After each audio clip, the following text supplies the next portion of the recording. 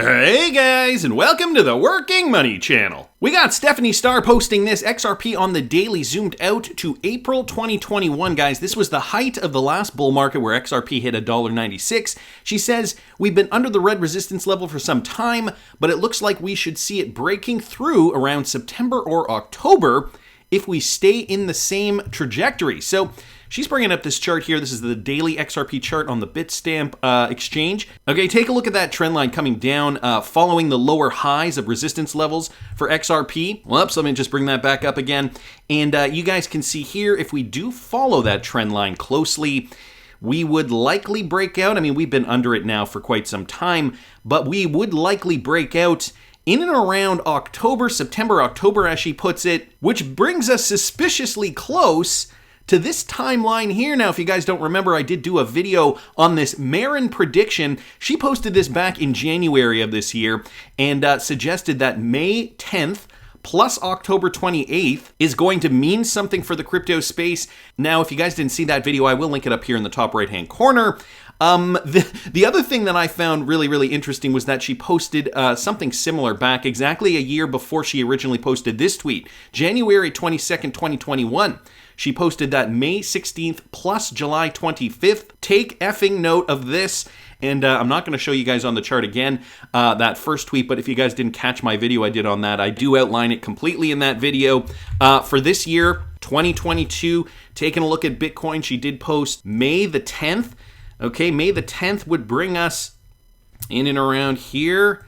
Let's just find May the 10th real quickly here. This is May the 10th, this candlestick right in here. And what she is predicting next is October the 28th, which would be in and around here. So chances are we will likely be somewhere in and around here, consolidating before we start moving up. Now, the reason I say that is because if you go back to the chart, back to 2021, these predictions were right on point. So guys, take a look at that video if you haven't seen it. Interesting perspective here. And, if we do continue with this trend, it looks like we could be coming out of that bearish rut come September, October, as per Stephanie Starr. Right now, there's not too much to talk about with regards to the crypto market. Still consolidating here. Moving up slowly but surely. XRP right now trading at about 0.368.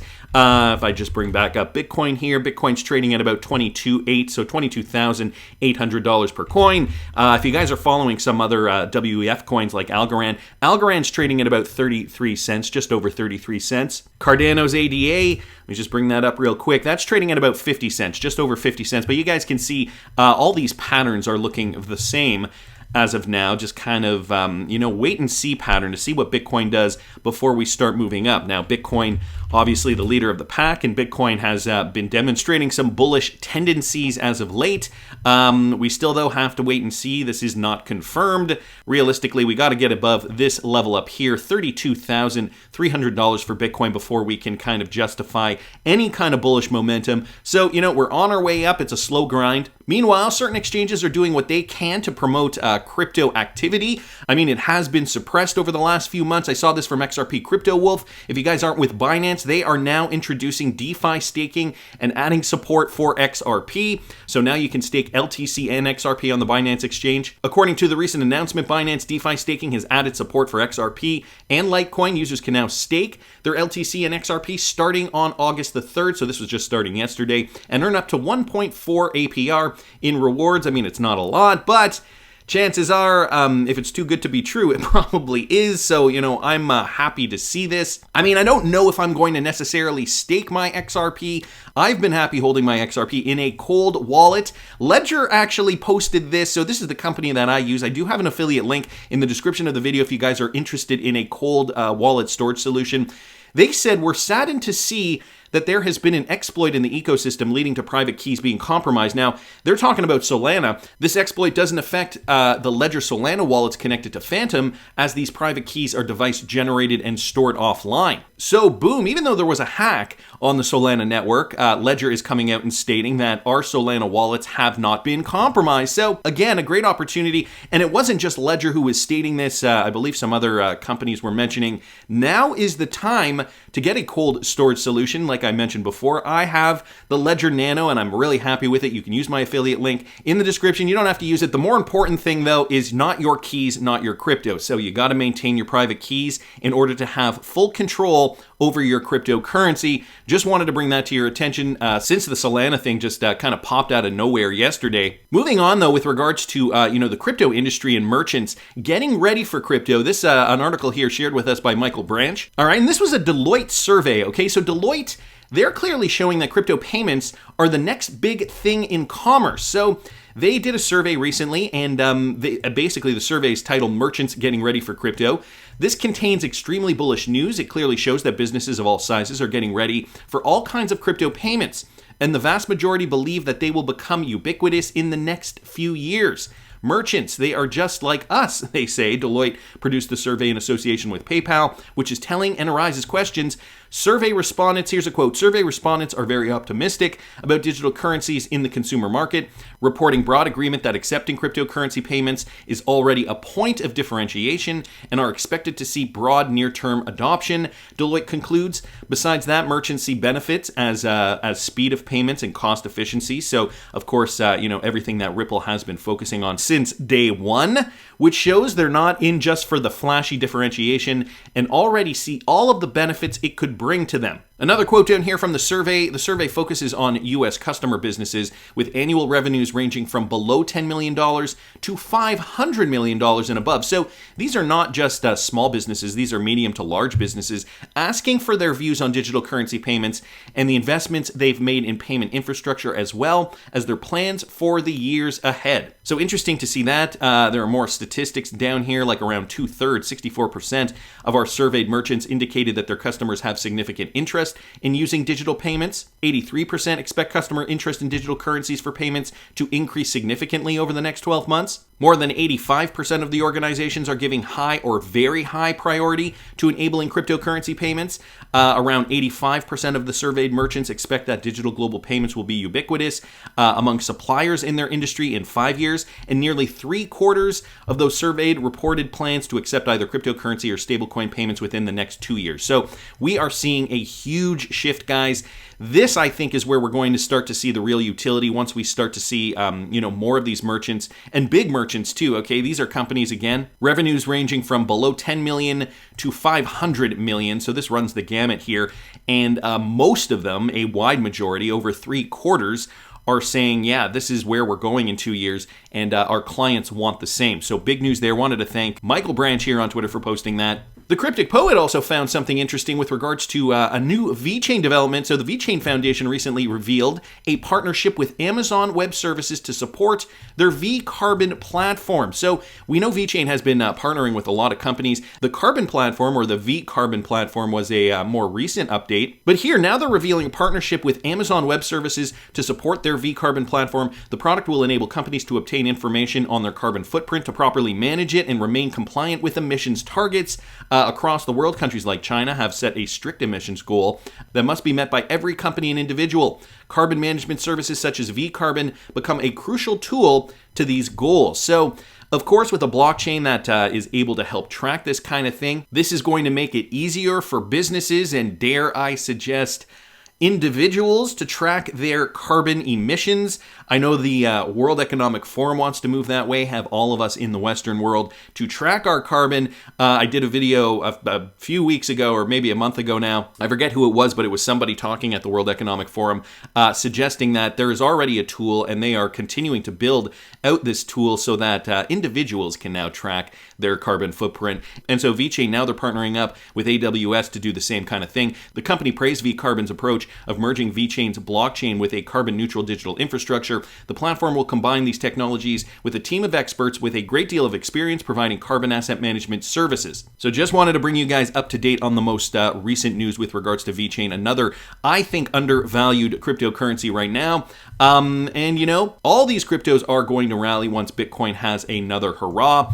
Vechain, like I mentioned, just the other day, it's down quite significantly, down 89.5%, and was down as low as 93, almost 93%, as it hit its bottom back in June, back mid-June. So now it's trading at about almost 3 cents, 0.023. Still a very good opportunity to buy. Let me continue though, guys. Mike Manfield posted this with regards to Ripple partner American Express. Now they are releasing a new cross-border payments product for U.S. businesses. The leading small business card issuer in the U.S. U.S. today announced American Express Global Pay, a new digital solution that enables U.S. businesses to securely make domestic and international business-to-business payments. Through this new digital solution, business customers can send payments funded from their business bank accounts to their suppliers in more than 40 countries across a range of currencies using a simple mobile-friendly platform. So we're seeing the expansion, right? DLT technology likely a part of this. Eligible customers can also earn membership reward points on their foreign exchange payments. 3 American Express Global Pay is currently available to eligible U.S. American Express small business card members. Businesses today start, grow, and compete on a global scale. I guess this was a tweet here. Yeah, it looks like it was a tweet from Dean Henry, Executive Vice President of Global Commercial Services at American Express. He continued by saying, our U.S. small business card members told us they want an international payment solution focused on simplicity, convenience, and the chance to earn global rewards, so we built American Express Global Pay to enable these businesses to easily and effectively manage their B2B payments globally on a secure platform backed by the entrusted service and unique benefits of American Express membership. So looking to move large quantities of money, to and fro from these small to medium-sized businesses. Of course, lots of business is conducted globally, and so, utilizing this technology, likely Ripple-enabled, considering American Express is a Ripple partner. And this sounds like the exact use case that they would have partnered with Ripple for. I mean, cross-border payment products, 40 different countries, likely a multitude of different currencies as well. So I thought this was interesting. Wanted to thank Mike Manfield here just for posting that.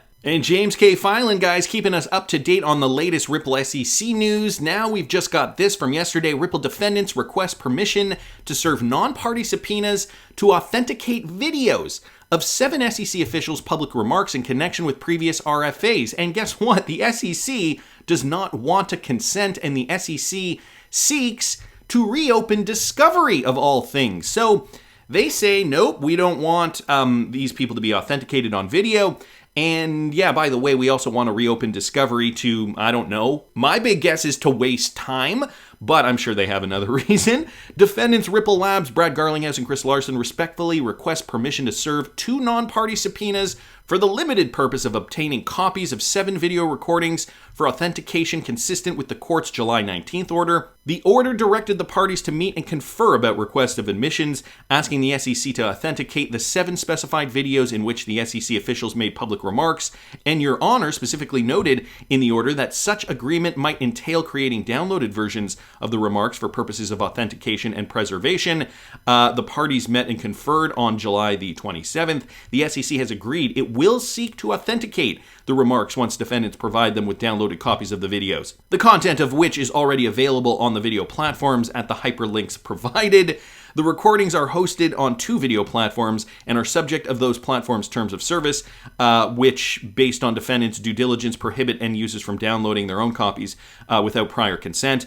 Defendants have thus sought consent from both parties. Both platforms in response have asked defendants to serve a subpoena in response, to which they will provide the video content. So a lot of legal red tape here. It sounds as though to receive these videos. The bigger point, though, is why does the SEC not want to consent to this? Of course, people in the XRP community have got their own opinions on this. Judge Netburn should make short work this week. The fact that they even attempted shows the disregard that they have for their profession, and as Judge Netburn said, their unfaithfulness to the law. Just disgusting, says Ashley Prosper here on Twitter. Bill at Belisarius2020 responding, it is again very unreasonable conduct by the SEC. So another stall tactic, perhaps, not wanting to authenticate their witnesses on video. This is the SEC not playing nicely. We also got Anders here chiming in on this, that the SEC refuses to admit that it's SEC officials in these videos is unbelievable. I can't believe the blatant disrespect of the justice system by a regulatory agency. Few people down here just agreeing to that. We've also got Bill at Belisarius giving another opinion too. It is not unusual for a third party to ask for a subpoena before producing something to a party in legal proceedings because of terms and service or privacy issues. The SEC's attempt to condition its consent on Ripple agreeing to reopen discovery is predictably completely improper. So they want to reopen discovery, and that would mean, I would assume, to find brand new witnesses to come in and, I guess, explain some of the same things that they've already discovered through discovery over the last several months. It's probably even been longer than that. So the unknown SEC videos, the SEC attempt to bootstrap such conditions onto compliance with the order is wholly improper. The SEC did not serve any authenticity RFAs during discovery, and defendants strongly object to any attempt by the SEC to reopen discovery. In contrast, the two subpoenaed defendants now seek court permission to serve, are not a reopening of discovery, and pose no timeline issue. They relate back to RFAs that defendants served before the end of fact discovery on August 31st, 2021. So that is when fact discovery ended almost a year ago, and are needed to effectuate the order. So there are reasons why they need these witnesses authenticated, and the SEC is just saying, no, we're not doing it. Kind of childish. El Diablo Dictator Nodal here saying, waiting for the SEC to say we need an extension to respond by request. Please, it would be suicidal, says Florence Japan Lover here. Access responding, we run into it all the time in the news world, part of dotting the I's and crossing the T's process. It's usually a chill, amicable event. So this is clearly not the sentiment we're getting from the SEC. Not chill, not amicable. They are fighting tooth and nail to lengthen this as long as possible. We should not expect an answer before next week, though. Meanwhile, I'm still waiting for Ripple's answer concerning the appeal to Judge Torres. It would be a nice surprise to have it before August 9th. Who knows, maybe tomorrow. So some people here just kind of questioning the timeline, assuming it could happen maybe next week. Hopefully sooner, though. Today is only August the 4th. Stuart Alderati, Ripple's in-house counsel, chiming in on something else with regards to the SEC. Actually, I will get to that next. Finally, though, just wanted to mention this with regards to Jeremy Hogan. Ripple simply wants to authenticate 7 videos of SEC employees giving speeches, and the SEC is messing around again with it.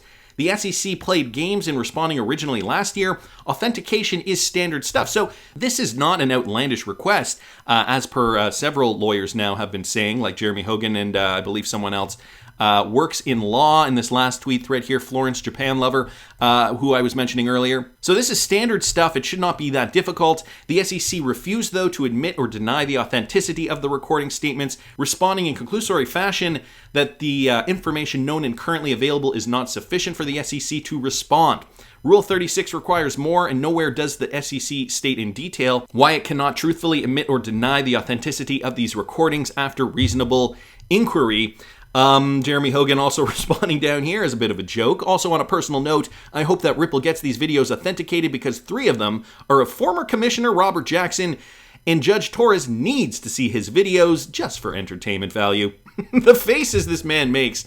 And just along the lines with the SEC, clearly pulling something over us, not just with the Ripple case, but, it's a bigger play, guys, a wider play. We know that Library is also in court. Stuart Alderati just bringing this to our attention too. The SEC argued in Library, even if a fraction of people buy a token for investment purposes, you're in securities land. Does every jeweler now book a one-way ticket to securities land because a fraction of their customers are investing in the oldest commodity there is, i.e. gold? The SEC keeps regulating the CFTC to the kids table. That's their regulation by enforcement strategy. Attack projects with varying resources so they can expand their jurisdiction beyond securities by telling judges with a straight face, we're the government, so we must be right. Time for the industry to lock arms and defend this overreach together. And don't know if you guys caught this clip. This is John Deaton explaining exactly what the SEC is doing with regards to Library and how dangerous some of these statements are. The SEC's attorney basically said something very dangerous. He said utility doesn't matter. And the SEC attorney conceded that some people acquire LBC for consumption and to utilize the blockchain. But he said to the judge, doesn't matter what the percentage is, even if it's 75% of the people who acquired it for use and non-investment. If an objectively can say that there was some expectation of profit, that it's a security.